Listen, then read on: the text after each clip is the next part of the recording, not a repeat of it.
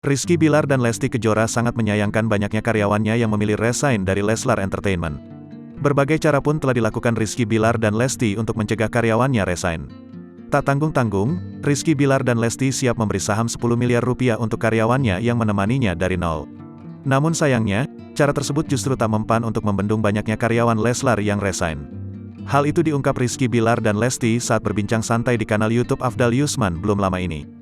Dalam kesempatan itu, Rizky Bilar menegaskan bahwa keluarnya ketiga karyawan tersebut bukan karena suatu masalah. Bahkan hingga saat ini, Rizky Bilar masih sering bersilaturahmi dengan ketiga karyawannya tersebut. Rizky Bilar sontak menyebut sosok mantan asistennya bernama Moreno yang sudah keluar.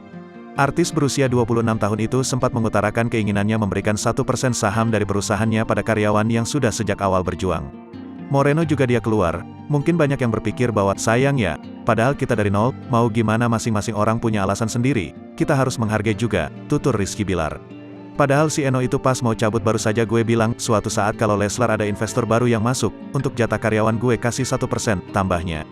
Rizky Bilar memberikan contoh ketika ada mendapatkan investor sebesar 1 triliun rupiah. Suami Lesti Kejora